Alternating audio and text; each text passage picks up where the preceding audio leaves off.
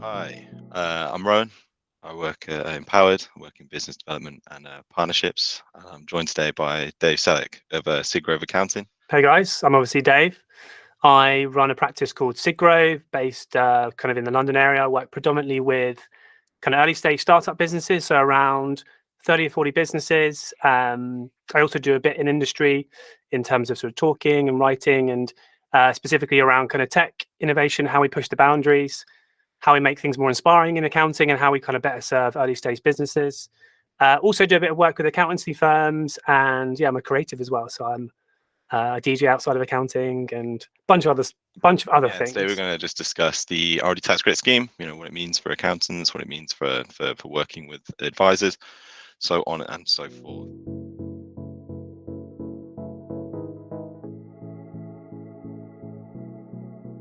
First question I have for you, Dave, is actually around the scheme changes. So obviously you've noticed that the scheme's changed more in the 18 months than it has its entire lifespan before this, and HMRC have said that it's going to continue to evolve. How has this kind of affected your willingness to work with R&D claims? Look, fundamentally, my job as an accountant is to help my clients and to do what's right for them. So my willingness is always going to be driven by what they need, not by kind of, well, maybe to state the obvious, but sometimes it isn't obvious, like what is right for me in terms of, I don't know, making revenue or providing different services. My services are always going to be depicted by what my clients need. I work with early stage startups that are fast growing, that are doing some pretty innovative things. So R&D is always a key part of their world, and particularly at the early stage when they're vulnerable, their cash flow is tight, they're bootstrapping. I mean, it's absolutely vital that I can continue to support. So really, it kind of doesn't really change a lot from my side, other than potentially because the rules aren't so favorable at the moment, or aren't going to be in the near future, getting that cash in earlier, working with them with potentially more efficient platforms, which is why, to talk about you guys, you're a great partner for me, because I'm someone who's a big advocate of using technology and people in a harmonious way to provide the most efficient solution. I don't think I don't think we're dropping any level of quality with the Empowered kind of platform. And I saw it as a great solution, particularly where we are now with the rule changes. It's more than ever, it's important that we optimize around not just the size of the claim and the quality of the claim, but also the costs as well. So yeah, I guess it's kind of brought to light the importance of working with platforms like yourselves. But from my perspective with clients, it's maybe just working more quickly, getting onto the claims, and making sure that we optimize those as much as possible. Not that wouldn't have been the case before, but yeah, it doesn't change much from my perspective. It's still vital for pretty much all of my clients, and core part of what I do.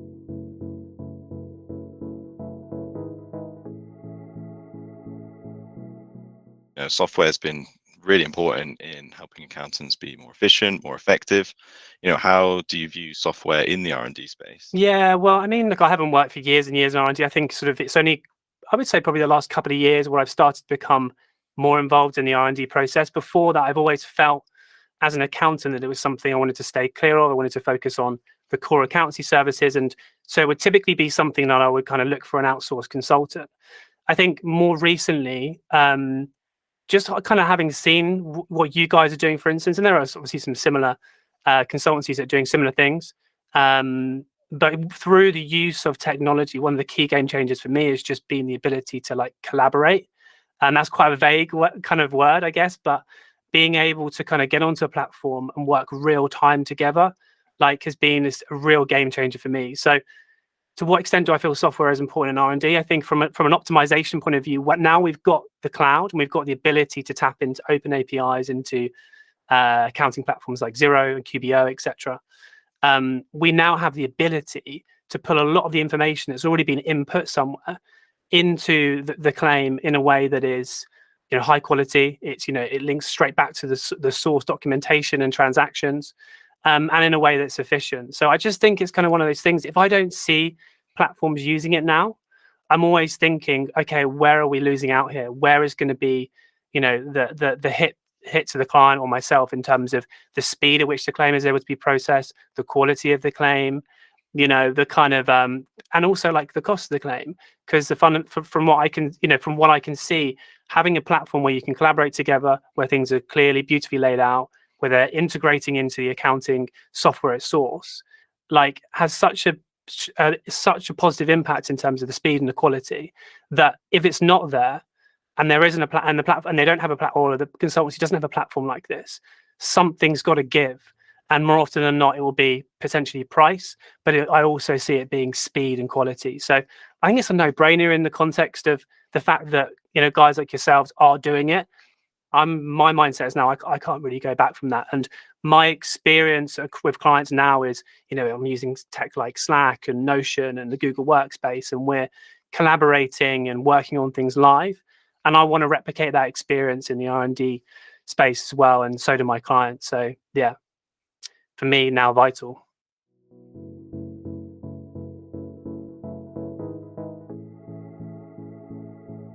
Lots of accountancies do offer R&D claim services. At what point did you decide that you didn't want to be one of those accountancies? Yeah, look, I mean, I'm a little bit different. So I started Sidgrove. I mean, obviously, didn't go back into my full background. I was originally PwC trained in audit, then went into industry sort of after I qualified, and spent six years or so as a number one in finance of various startups. So I didn't sort of, I guess, spend most of and then started Sidgrove as an accounting practice.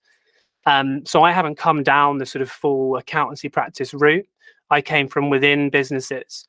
And so my mindset has always been more focused on the services around kind of being a head of finance, being the FD, focusing more commercially, focusing on, well, we've got so much work to do here in terms of dissecting the finance numbers, and now more and more the non-financial numbers, and then this new area of BI. For me, there's just too much to do to then start focusing on an area which really isn't core accounting, in my opinion. R&D has its own specialism. We have so many areas of core accounting that we need to already cover off, that I just didn't think it was worthwhile. And then moreover, I'm seeing consultants like yourself in the market that are specialists in this areas, that have relationships with HMRC, that have been doing this for years and can benchmark across hundreds and hundreds of businesses.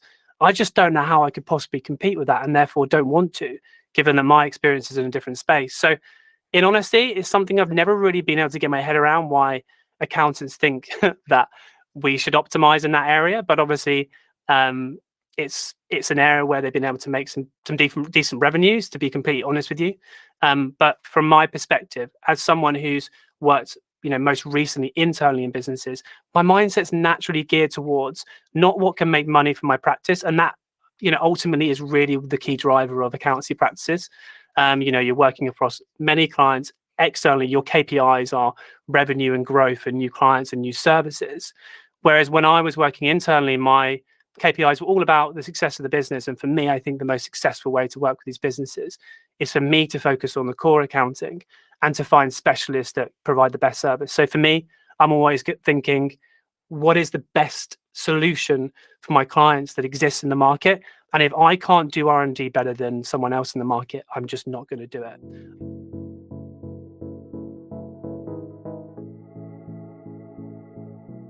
The scheme is becoming more complex. We've seen a lot more scrutiny in this space. So I suppose to further that point, what would be your message to accountancies that do still want to handle the R&D claims, or do still feel that they are optimized for this? Yeah, look, I don't know too much of the internal kind of operations of accountancy firms around R&D. It's not an area that I've really sort of dived into with other accountants or spoken about too much. I wouldn't want to comment on the quality of the work they're doing, and I have to kind of assume that it is high quality. I think, having been someone who, by the way, sort of through those 6 years as a head of finance, disengaged around 10 firms in a row. From my perspective, I'm seeing accountancy firms not delivering the right quality, particularly to early stage businesses on these kind of outsourced kind of finance services.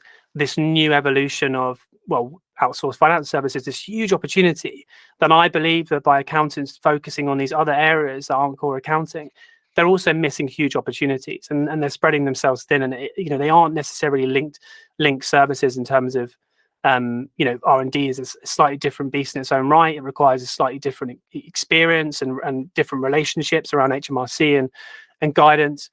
I think from my perspective, all I would say is that just be curious about the technology. It's out there. It's evolved a lot. I think for me, I didn't really have the. It took me a long time. Let's say it took me a number of years with Sidgrove to really sort of gauge the market and understand what offerings there were out there for R&D services. I would say personally, I mean, obviously I'm talking to you, but I'd say the Powered platform is very different to anything else that I've seen. And before I'd seen the platform, I didn't really feel like I was getting an optimized solution for R&D, and therefore may have been tempted to do it internally, thinking that I could provide the same quality. When I saw the platform, I mean, I just, it's a no-brainer now. I mean, it's so much better than anything I could do myself. I would have to develop my own proprietary technology to manage it in the same way. I'd have to spend years or tap into a bunch of expertise that have close relationships with HMRC, and I'd probably have to build up a huge number of clients and benchmarks to really be starting to compete with the level of quality. So yeah, I think that would be the key thing. I think accountants potentially may have a good solution for this, but there are huge opportunities in accounting right now that for me are just as significant as the R&D space, and we are more optimized to deliver on them, in my opinion. I also just think that with the rise of platforms like Empowered, I think the days are personally, this is my opinion, obviously, I really do think the days are numbered where accountants are going to be able to continue to provide, particularly in, let's say, a small, medium-sized practice, R&D services in a competitive, high-quality way versus, a platform like Empowered that have such great technology, that have such great relationships with HMRC, experts internally, and are just, delivering such a high-quality solution, and that's what you do. You're really optimized in that space. So yeah, it's something I'll be talking about. I've got a presentation coming up in a couple of months. We'll be talking about the disruption in the accounting space through technology. This is another area we really need to focus down on, kind of what we do best as accountants. There's huge opportunity, and I think that personally, I think that R&D's, if anything, has been a distraction for me. But it's super important for us to be involved with, and through platforms like Empowered, we can still have that involvement. There's still a service to offer. I still charge clients for certain elements around the R&D, but it's not the core service. What it means actually is that at a kind of similar cost point, they can get an even better service by involving me and experts and a quality platform.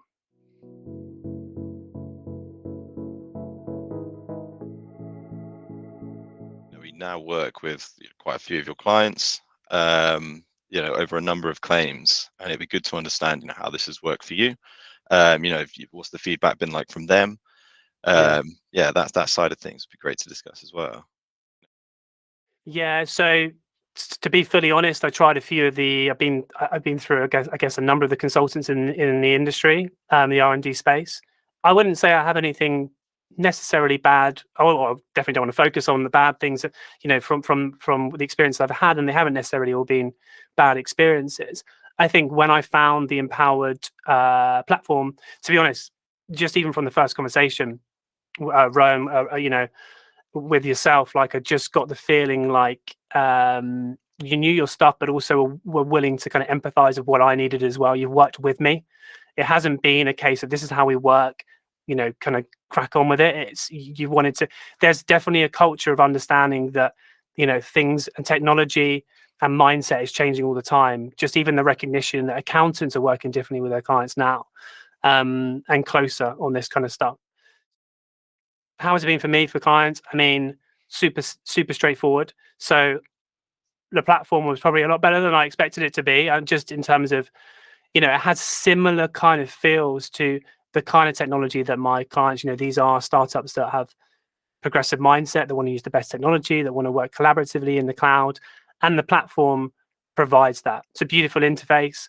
I can be in there at the same time as clients, and there's been this kind of seamless experience with clients from day one, where I've been able to jump on a Zoom call, get into the platform with them, and work through things together. So all my clients are zero-based, so it's a seamless integration of all the zero cost. I can work through them. I mean, literally within half an hour to an hour, I can have all of their allowable costs pulled through for zero, allocated, the percentages allocated, and the payroll stuff pulled in it's just unbelievably fast and obviously high quality and watertight because it's all putting through from source.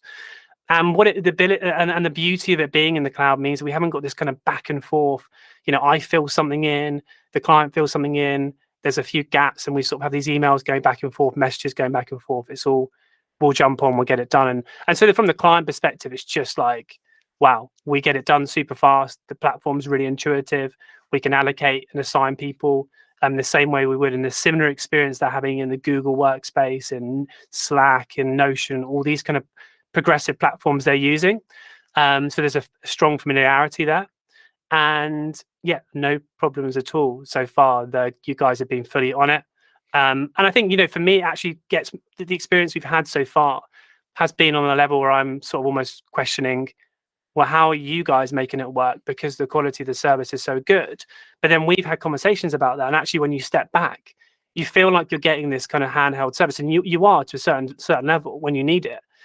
But it's the software that's giving you that feel. The quality of the software and the interface is making you feel like the service is much more comprehensive in terms of the work you're having to put in than it actually is.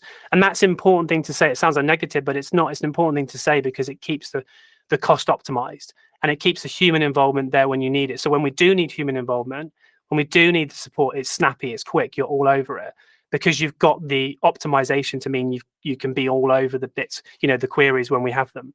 So yeah, clients have been super impressed with it. Things have been speedy.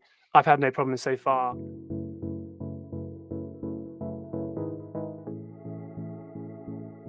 You talked about heralding, positive change. Obviously, a lot of these changes coming into the scheme, some of them are to regulate agents, are to regulate repayment agents, and obviously R&D tax credit agents in that same resolve. Do you see that as a positive, as something that needs to happen? What is your sort of take on that? I'm a big advocate for fairness. I feel like anyone should be, particularly if you're an accountant, and to not talk about anything specific. Like I have seen things or conversations with other accountants where certain claims have gone through or certain practices are happening.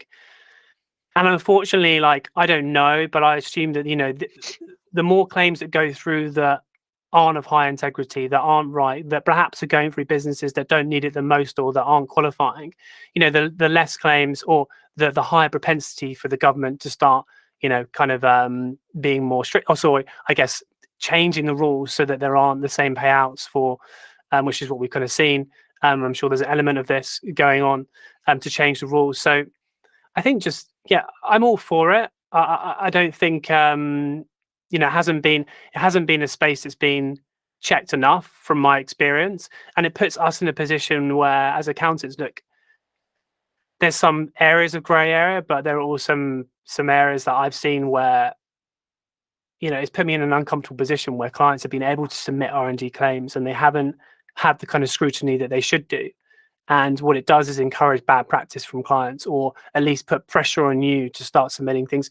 Albeit from my perspective, that's not an issue. All I want is for HMRC to kind of support me in trying to do things the right way, because we're chartered accountants, and it's my, I'm super passionate about doing things the right way, obviously optimizing as much as we can, but ultimately our job is made a lot harder when we're not getting the support probably from the authorities to back up the things we're saying. We don't want to be in an uncomfortable position where we're talking to clients and saying, for instance, on a really fundamental level, sometimes I struggle to get clients to use a consultancy because they feel they can do their own claims because they haven't been checked.